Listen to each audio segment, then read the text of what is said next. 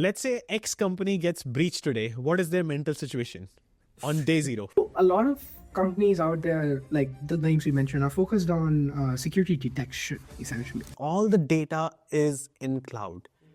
What is the current stage of we being safe right now? So hello everyone, today we have Karan here who has 10 years plus experience in cybersecurity. We'll be talking about future of cybersecurity, especially with AI coming, especially with cloud taking and leading in this race, because Karan is tech lead at Google and he has been awarded by the Silicon Valley Business Journal for 40 under 40. So hi Karan, can you please introduce yourself? Yeah, pleasure to be here. Thanks, Noor, for having me.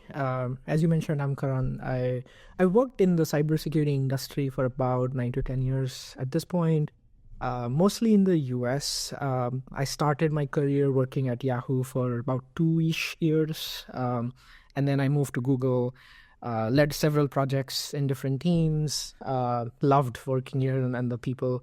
So it's been a very, very fascinating journey. And then on the side, I spend a lot of time mentoring and helping people grow in the space. I do coaching and helping people get into cybersecurity, change their career into cybersecurity. I'm also building a lot of offerings around how can people get promoted, fast track their path in cyber, and all of that stuff, right? So it's a pretty exciting space to be in, and I've been very fortunate to be a part of it. Before we get into the depth of cybersecurity, Karan has a cohort coming for all of you to accelerate your cybersecurity journey as well. So let's start with the famous companies currently coming in cybersecurity world like CrowdStrike, Palo Alto Networks, and many more. So can you share what they do and why these companies are important? Yeah, I think so. A lot of companies out there, like the names you mentioned, are focused on security detection, essentially. So like think about it this way.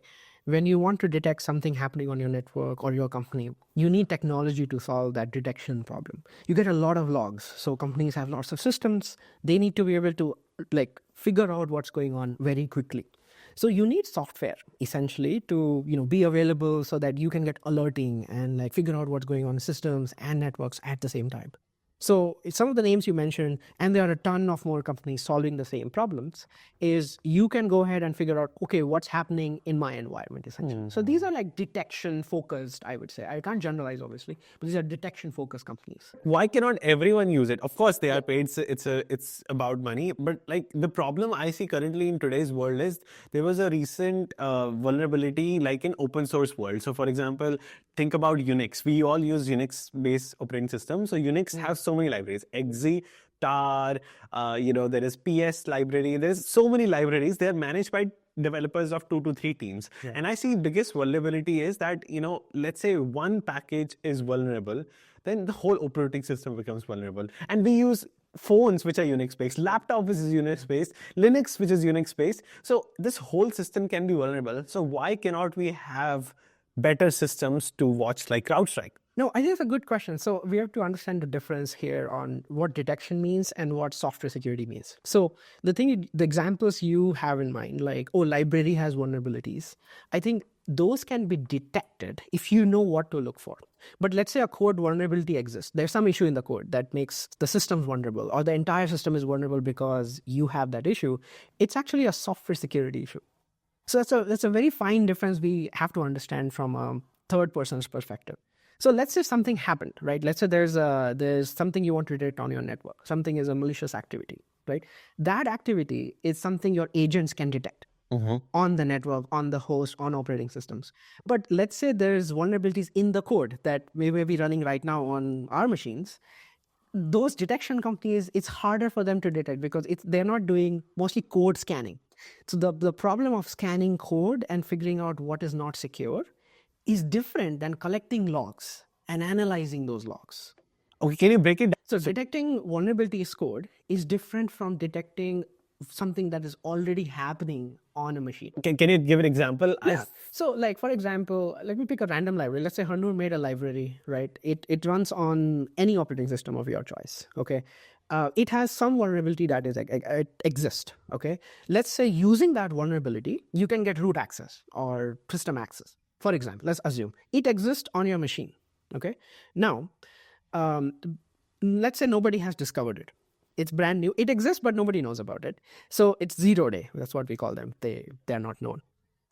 a software scanning system or a code scanning system or a researcher actually reading that and figuring it out and playing with it may be able to realize that, hey, if you give these inputs, you can exploit it and do this with it, right? But let's say somebody does that.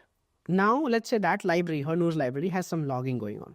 So it's checking, oh, like when I ran this command, this is what I did. And the system has its own logging. So it has services. Services have their own logging. Now, service is saying, oh, I'll take this action because this application asked me to do something. All of those logs that are generated are sent to like detection systems. So that's the detection of activity, right? And somebody looking at those logs may say, oh, that system is acting weird. But they don't know the issue. They may not know, by the way, that the issue is in particular library at that point in time, if it's not already known. So the difference is, in plain terms, is when you have an issue, you can, the software part of it, in the code that vulnerability exists, you need, a different level of expertise, different level of analysis versus something that you already do. Oh, so if you do something, this is the activity that will happen on the network. You'll see these packets on the network, or a system will run a bunch of commands, or a service will spawn. So the signs of that attack is this combination. It's very hard to figure that piece out. That's a different part. And so a good example could be, let's say you have cold, right? It can be because of malaria as well. It can be because of COVID as well. So your responsibility is to figure out the software security after the detection, how it is happening. So can you share in this space how in the last 10 years this mechanism of security has evolved? Has the principles remained same or they have changed? Yes, that's a good question. So I think, Harnoor, basically what has happened is security just runs on top of technology, right? It's no different than that. So a good example is I gave a talk about this in an academic conference a few years ago, where I talked how things have evolved over time. And one of the key ideas that I shared is these macro shifts in technology change and increase the complexity of security. But your first principles always remain the same. Now, for example, we had, I'm going back 20 years. We had, no SSL, no security on the web as much, right? You see plain text everywhere. Well, that time, the main thing to solve was let's get things encrypted so that you can't just see clear text, right? Another phase came in when we had the switch to mobile. So we went from 2001, 2002 timeframe to now 2007, 2008. We switched to mobile. Mobile is a new technology, understood. Now mobile security became a thing. People started learning new technologies around that, securing that. That became, it created new jobs, to be honest. Well, after that, cloud hit. Cloud became a really big thing and started increasing. Cloud security now started evolving, right? Again, the first principles around securing code, infrastructure, data, all are the same. It's just the terminology has changed and the complexity because it's a new thing on top of existing stuff, right? So mobile is nothing but a handy device that actually has the same concepts as a desktop, but different OS, different concepts, a little bit on top. Security on top of that is, again, a little bit more complicated, but same ideas. After cloud, we have blockchain. So now blockchain security became a thing. And now it's AI and ML and all of that stuff. So you see how technology has changed and shifted and evolved, but security on top is become a little bit more complex. Again, operating on the same basis. Excellent. I think I remember when I was studying PHP in my school, it was taught principle-wise, zero trust principle in security, and never trust your customer. Customer can put in anything. Same happens with ChatGPT. They can put in everything to inject. It can be called prompt injection. It could be called cross-site scripting, XSS. Yeah, other could be cross-site scripting when you can like put something HTML in a form. It can cause something else. So all of the principles are same. Just because the way new technologies are coming, you have to fulfill those principles in cloud, AI, everything. So those principles are just getting transferred. Exactly. Yeah, principles remain the same. They are just applied to a new field. And then the way you think about them, because it's layer on top of a layer, right? Like you have the basic tech stack, and then you have, cloud on top, then you have AI on top. And now you're talking about AI security right here, right? So it's a layer underneath a layer underneath a layer that you have to dig in to actually find the issues, right? So I see. It's becoming, as I said, it becomes more complex, but it's the same concept. So what is the bottleneck? What is the barrier? What are the challenges you face in this career because new technologies evolve, so you guys have to stay updated? Yeah. Yes. So this is the part where I think some things are constant and you learn, you update yourself as the delta changes. So like I'll give you an example. We talked about detection. So detection also is a wide space, and it can be on servers, can be on laptops, it can be on in the cloud, and it's all different like things on each one of those spaces, right? Now let's say a new thing comes up. I don't know, pick AR, VR, whatever new fancy technology comes up tomorrow. We have to learn that, and then we have to say, how does the things we have built now need to be updated or changed? So we learn the tech, we learn the new tech, and then we come back and do updates. So it's yes, you always have to, if you want to stay up to date, just like in anything in tech, you also learn and evolve. But at the same time, we never forget our first principles. Security just keeps us grounded. So let's say tomorrow a new AR glasses is created. What will be the flow of integrating security and following those principles? Let's say you are a new startup creating apps for that new AR glasses. How would you integrate security principles? Honestly, but if you're looking at a new, I guess, VR or AR technology in this case, you have to look at where the customer data is, right? How are the interactions happening? If you're familiar with threat modeling, is a concept where we figure out here's a system. Yeah, let's talk about the concept, which I think can be translated to any tech. So threat modeling is a concept where you look at a new technology or an architecture or a product and say, here is how this works. Here are the user interactions. So the user, sees something or presses a button, and then they enter some data which goes to a backend system. It does processing and comes back with some output. We see this flow. So in the threat model, we will figure out all of these flows and all the critical parts and where data is stored. And then we can say, okay, now that we understand the system, so this is all software, by the way, this is nothing but software design. On top of that, you will say, okay, now how can an external attacker or a malicious person exploit it? So how can somebody get your data that is stored in a VR back or AR back and a VR back? And this is where you insert the technology, right? To say, how can that be accessed? What is the ACL or controls on that database, right? So True. it's a simplistic answer once you look at the basic, but it's complicated when you talk about fancy words. But it's really not that complicated is what I'm saying. So break down the system. The way I would answer your question is break down the system, understand the flows, do a proper threat model, figure out how somebody else can access the data that they're not supposed to access or exploit it through vulnerabilities that might exist. Again, we talked about that.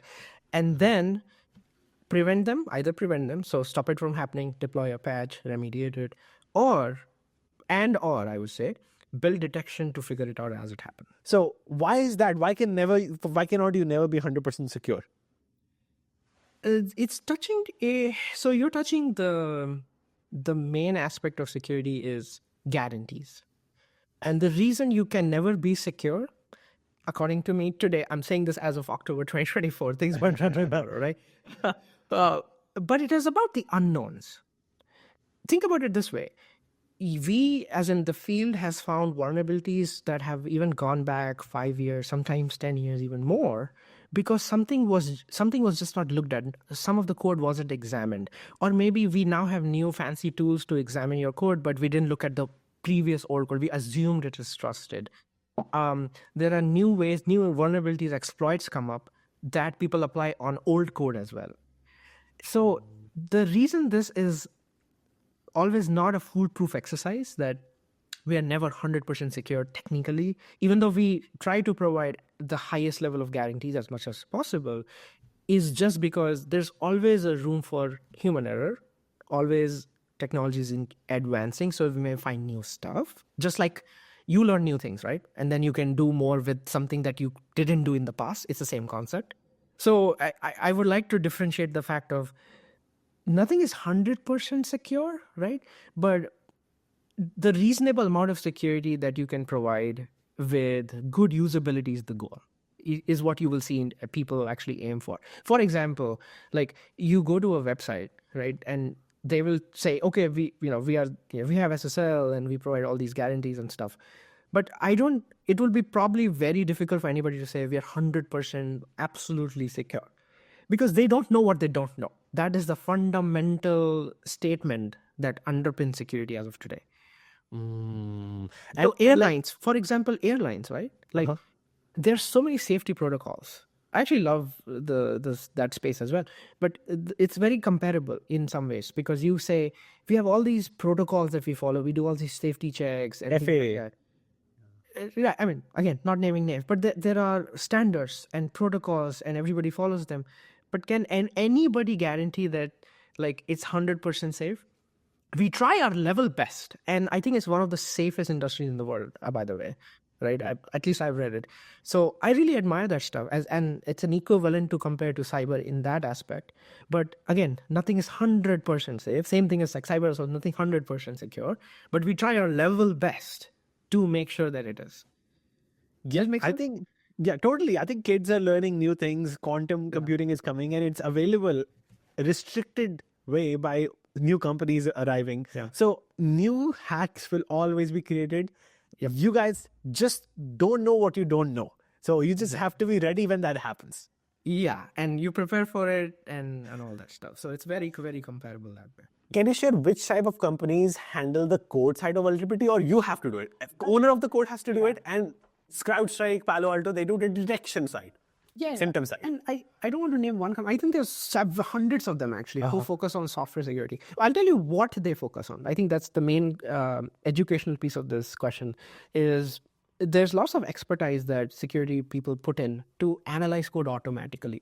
So like one way is manual review. You can see the code, you can read and figure out, oh, there is a vulnerability here because if I give this input, it may react differently. So that's a manual review, very expensive to do, by the way. It takes lots of expertise to do. Second is with assistance of software. So there are lots of tools. They'll go and do open full scale analysis. They will go through the code, figure out all the paths of the code, just like software engineering, but in a different angle. They'll show you, oh, like here's one path that it can follow. There's a second path it can follow. There's an exception path it can follow. So all of these paths, and they will test with different inputs. So they will try weird inputs, like they'll do SQL injection or prompt injection or whatever injections exist, right? And then they will say, oh, like this path leads to this issue eventually. So that's automated. And then I think the best works both ways, if you ask me, because you need to have some expertise to even understand what's the output of the tool, whatever tool you're using. In fact, you can build these tools. It's not very challenging to build, but as you become more mature, then the challenges really start.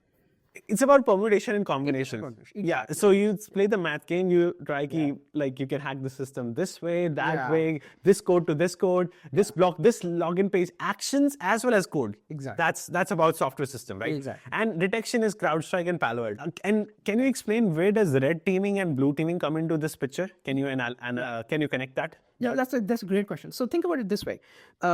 Blue team is, in most companies, they are looking at these logs we talked about. So they are always, I call them as, I'm very appreciative of blue team because I was part of blue team for a long time. And blue team's job is, hey, like we are defenders of the company. You have soldiers, right? So we're digital army, essentially. Their task is to protect the company in all possible ways. One of the ways they do it is, they will collect and analyze logs and figure out, oh, this is a new vulnerability, so we should be detecting it if it happens in our company. Basic use case requires a lot of work. You have to understand how to parse logs, analyze, remove false positives. That's a common workflow. Then they also do like incident response. So when big issues happen, even small ones, they run through a process. It's called incident response process. So they kick off with, oh, there's an issue we need to solve, this vulnerability exists, or these systems are compromised. What do we do? What is our plan?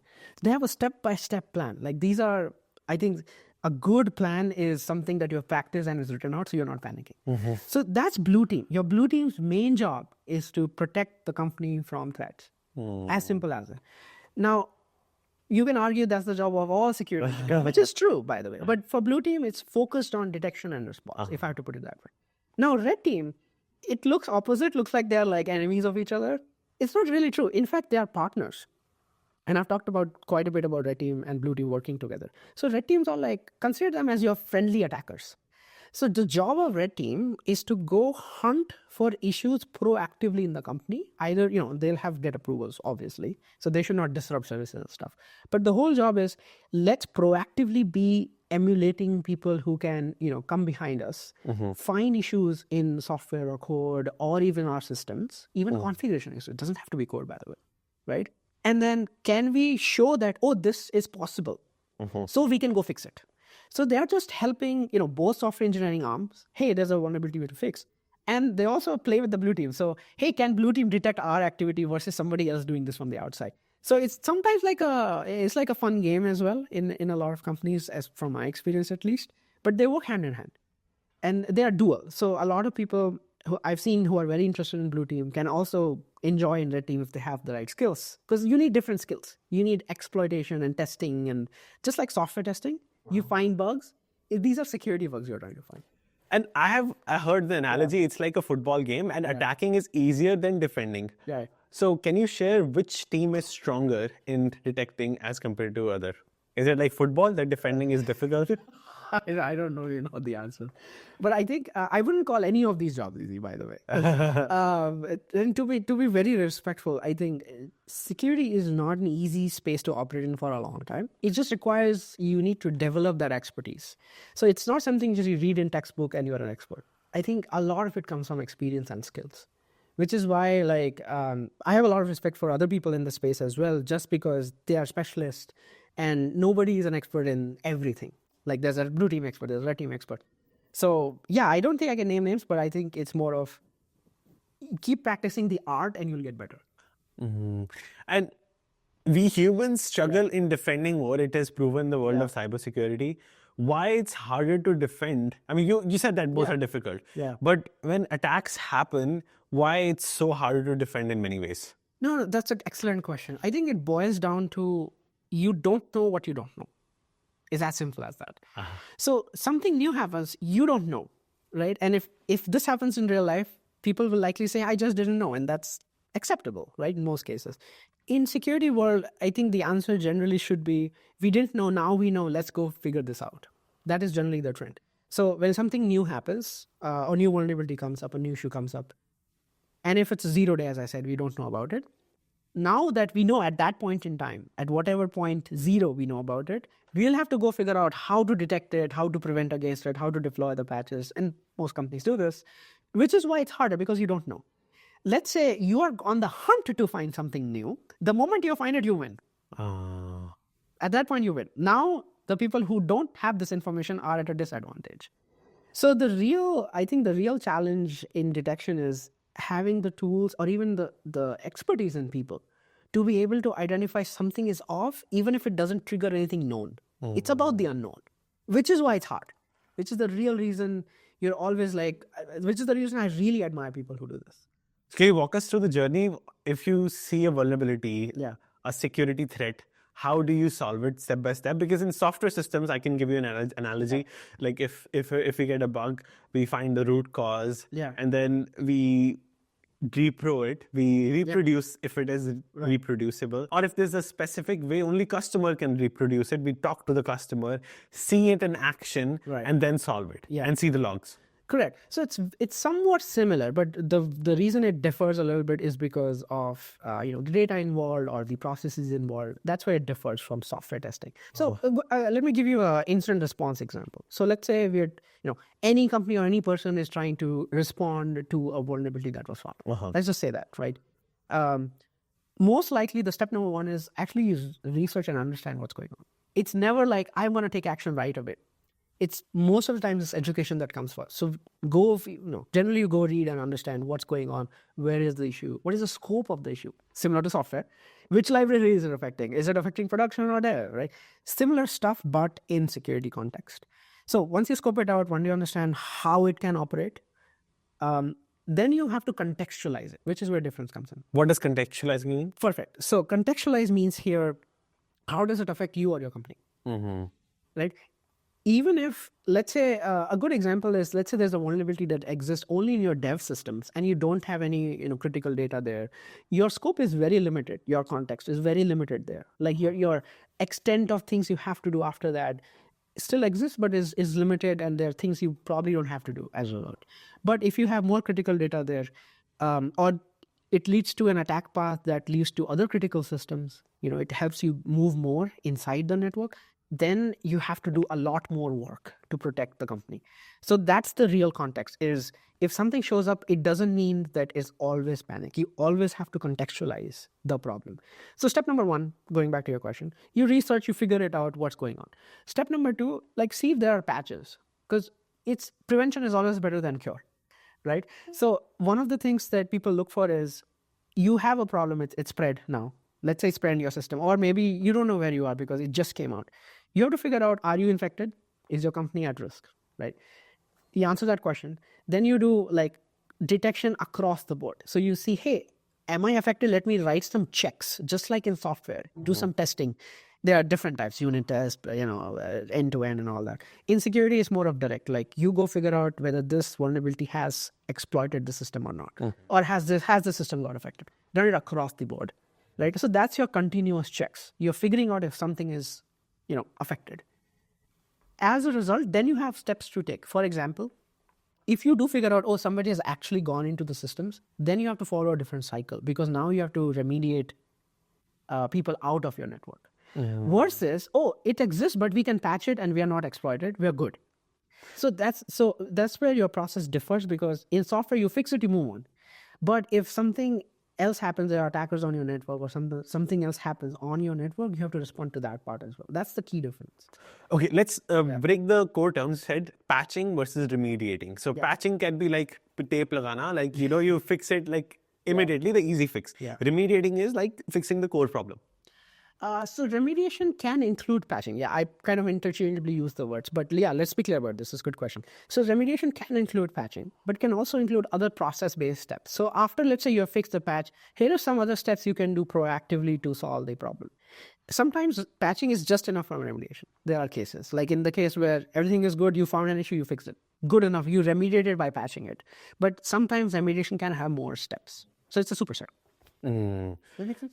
Absolutely. Yeah. Now, moving forward with red teaming, blue teaming, our world is more vulnerable than before. Crimes are more possible than before. People can make fake emails. It's just crazy. I mean, of course, people use the real emails too. For example, the hack that was done against Uber. On my side, I'm revealing that it's a public information that the hacker was publicizing. I am the one who hacked it. He wanted publicity that I can hack into systems. But some people can fake their identity easily. So can you share in the world of cloud computing, like people using companies like Snowflake, Databricks, all the data is in cloud. What is the current stage of we being safe right now? That's a very, very broad question, Anur. But I think essentially we have to look at cloud is a little bit different posture than our systems like we have like our machines and laptops, because in cloud there are different models. Like you can run, everything is set up for you and you just have an application, like just run code on it. That's one aspect of cloud. The other aspect is, okay, you can control code and some of the infrastructure, and then you can have a lot more control on the infrastructure. So there's different, I guess, operating models of cloud, and different models have different, I guess, security things you have to be careful about. To answer your question in a smaller, I guess, short answer to your very broad question, I think it's a combination. Defense in depth is a concept which I want to talk about. I think that is real key when you're looking at complicated technology. And this is, maybe it's cloud today, maybe something else tomorrow, but this concept will remain the same. So you have to have, when you're preventing a castle, let me take an example. You're preventing a castle, you need to have multiple layers of prevention and detection across the board. So you might have a big gate, and then you might have guards, and then you might have a lock, and then you might have a maze where you don't know where the real gold is stored. So think about this in software world now. Some of it is detection where you have guards. They can alert people if there's somebody coming in. But there are other places where you actually have stop gates, where you cannot do something. Oh, it's like a large gate. You just cannot enter without really breaking it through. Translate that to security. Very similar. When you have application code running, anywhere, it can be on the cloud or somewhere else, you have to be mindful of, hey, is my code secure? Have I taken care of code scanning, and is it it's not vulnerable, at least from what you know today? Are you generating enough logs so somebody can detect if something is off? Basic software principles apply. When you have more control on the infrastructure, now you have more to detect and prevent, right? Because your ownership has increased. So it's the complicated part is you have to prevent all the things that are in your control. And then, obviously cloud providers prevent the other parts. So it's a division of responsibility is what I've seen in the world. This is why your question is a little bit very, very broad, I would say, not just a little bit. Because it's one, operating modes are, there's different operating modes. And two, issues can be at any point in the stack, if I may call them. And at every point in the stack, you need to have good software engineering, because that's where a lot of vulnerabilities arise because of software. And then you have to good backing of it, like you have preventative controls and detection control. So you need to have defense in depth at every point to secure them. Can you share the common attacks happening like XSS, denial of service, SSRF? So let's break them down one by one. So first, XSS. What's the full form first? Cross-site scripting. Oh, really? That's it, yeah. It's written with an X, Okay. but it's not with the C. That's why we get confused. Okay. But essentially, it allows somebody to execute some code on your browser, without your permission or unintentionally. So, like for example, let's say there's a script, they inject something in it. So when that script is run, a pop-up comes, for example. Let me give an example. So in a database, and this is a type of XSS, you can actually store, in a database, you can store just like some data, right? For example, you have some data in it that you are fetching, some user detail or some description of something. And let's say the browser reads that and literally displays as is. Okay. Now you can have XSS, it's called stored XSS in this case, where you can inject maybe some script in it and say, hey, instead of description, here is a, HTML pop-up, for example, alert, message.alert, something that shows up. Now, if the browser or the application in this case reading that data isn't sanitizing it and saying, hey, this is not data, this is actually code, I should not be running this, it most likely can interpret it as code and run it. So you will see the description, and then you will see a pop-up that says, hey, alert. So that's like a smart way of, in this case, you're exploiting a check that's not there, which is the application should sanitize. We call it sanitization, which is called cleaning up something that's not intentional. So I've put a message alert, right, in a database where it's only a description field. It's just text, but I put code in it. And your application is reading it and actually executing that. So you can insert it either by, you actually have access, so you can maliciously insert it. Maybe there is some other form which actually populates that field. Let's say you're doing a sign-up page. So you put your username, password, description or something. You put code there. And the application accepted it and stored it. Now you log in and it reads back and shows a pop-up. So it's nothing but you have injected something and it's showing up back. Now, going back to SSRF, SSRF is like server-side request forgery. So I think going into a deeper side, it's very common these days because imagine karo, let's say you have a website and that website is internally working on MongoDB. MongoDB is going to maybe Firebase database. Yeah. So the internal server-side request there, so MongoDB to Firebase, it can be so forgery is basically you can send wrong data or you can forge it in a way that wrong data is going from internal side to internal side. Yeah. So how do you detect that? Oh, that's a good question. So if you're talking about detection, I think... And solving. Yeah. So I think if the request is from a server to another server, I think this is server-to-server communication. Again, application logs might tell you some of this stuff. Because over time, if this has happened enough times or at a frequency, you can even go back and say, why is this acting weird at certain intervals or during certain durations or from a user? There are ways to find patterns. So server-side logs can give you that answer, but it can also be observation. For example, if that call, let's say you were able to force the call. Something, you force the server to do something that's not supposed to do, for example. It will lead to a bunch of effects, even beyond that call. For example, when it returns data, in this case, it might show something either more than what's intended, it might show less or might not show at all, might error out, you don't know. The behavior might change. Or sometimes that system may detect those calls and say, wait, this is unexpected. So it really depends how you have programmed the code of the systems to react. Sometimes there are ACL checks. I should talk about this, by the way. So sometimes you have access control checks. So what access control checks do is only a user is allowed to access their own data. That's it, nobody else's data. But let's say you're able to somehow convince the server saying, hey, give me, instead of I'm Alice, don't give me my data, give me Bob's data right? So if you see, oh, by the way, how did Alice access Bob's data? Because Bob is not Alice. So access control can also be a good check. You can prevent it by access control by saying, at some point on the server which forged the request, have a check. Hey, is the user Alice? Right? If the user is Alice and the data is of Bob, don't give it back. So you can have, as I said, remember the castle? So this can be a gate which you install and it's doing a check. Even though it's vulnerable, you can still make the request, but you have a check there. So it's like an if condition in your code. Yes. Like if this, not that, right? So this is also very, very dependent on the application hardware. Like depends on what you have in the code, but the principles remain the same. Good ACLing, good logging, good user education, and then good software security. Because without that, everything else will not work well. True. Like, but before that, how is it cost though? It's becoming popular. How people are able to do SSRF attacks?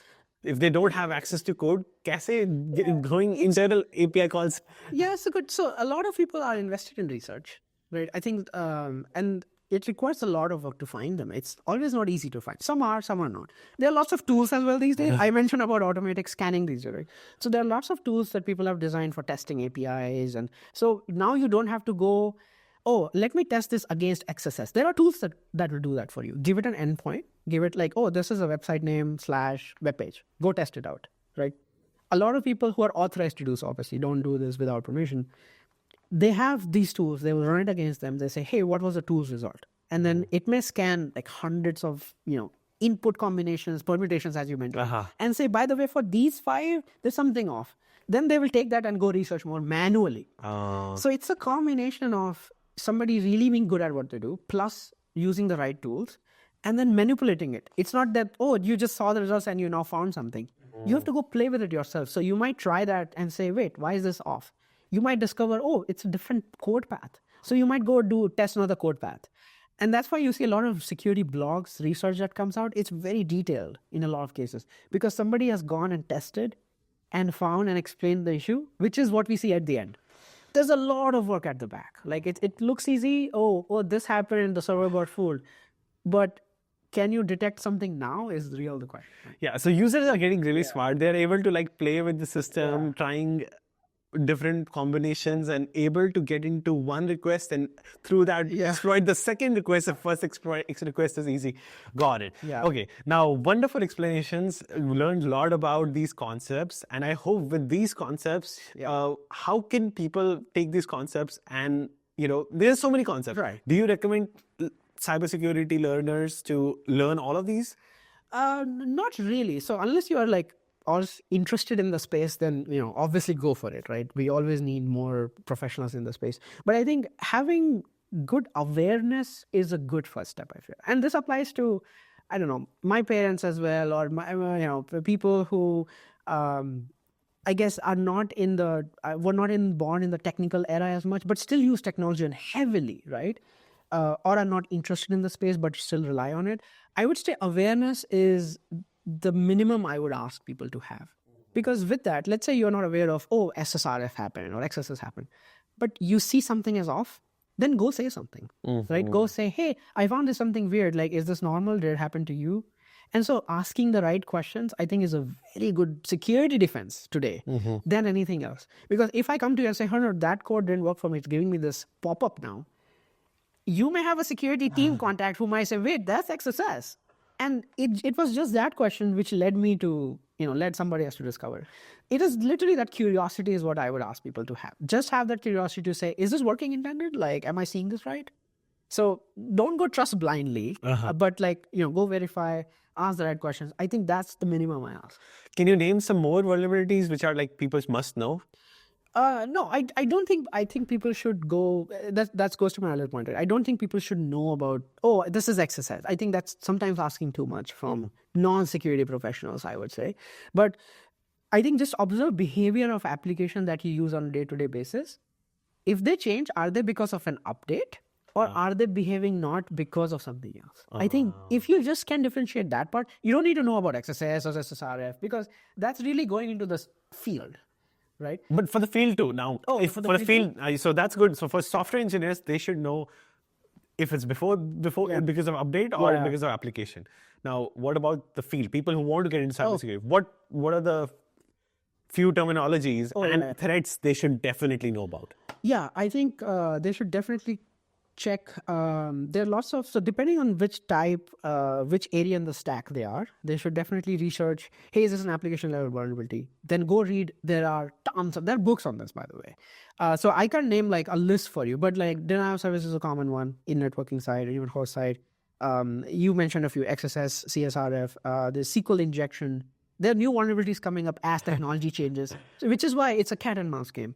There's also like a lot of host level vulnerabilities comes up. If you know buffer overflows is on the system these days, like it's a memory level exploit.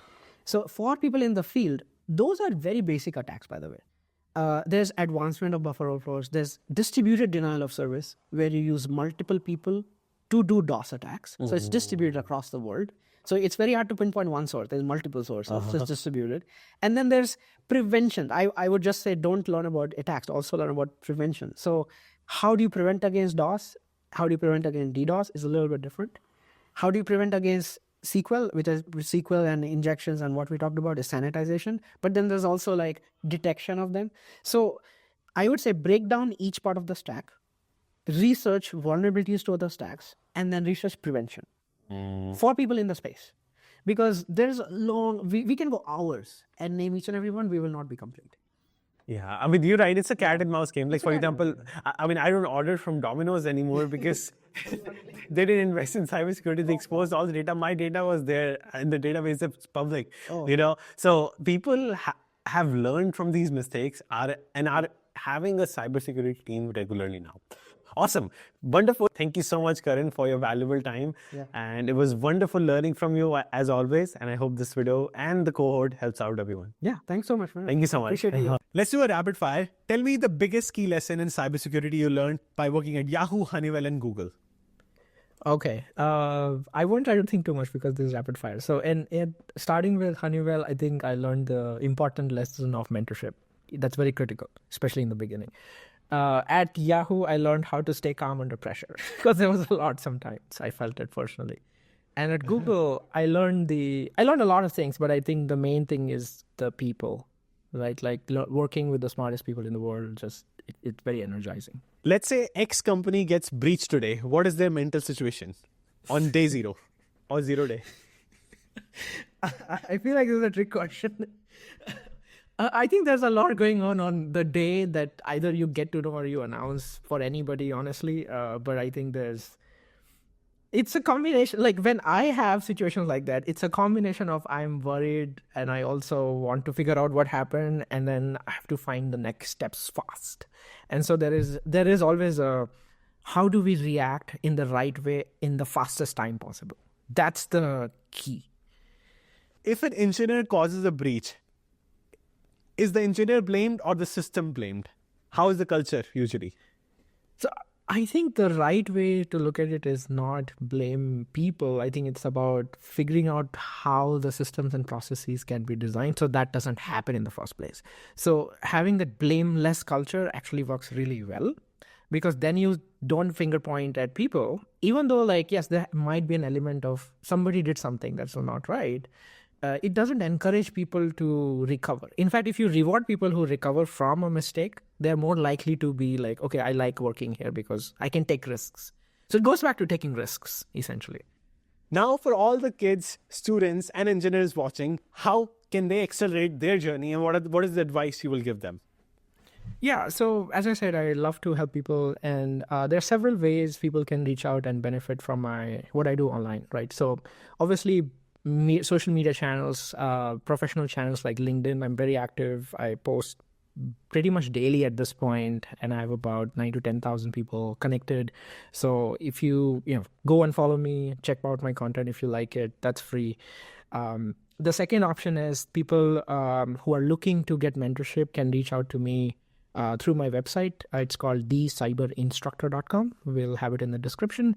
You'll see options to find one-on-one mentoring. So I do 45-minute calls with people, really debunking, breaking down their careers and figuring out their problems. And once we do that root cause analysis, we actually are able to unblock people and they are on their path. So I've seen a lot of people, especially professionals, get a lot of clarity by just figuring out what they want to do, because not everybody is clear.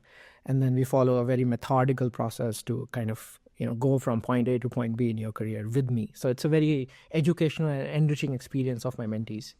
The third thing is I will continue building offerings. So whether I teach online about courses or cohorts or just free classes sometime that I'll post on LinkedIn.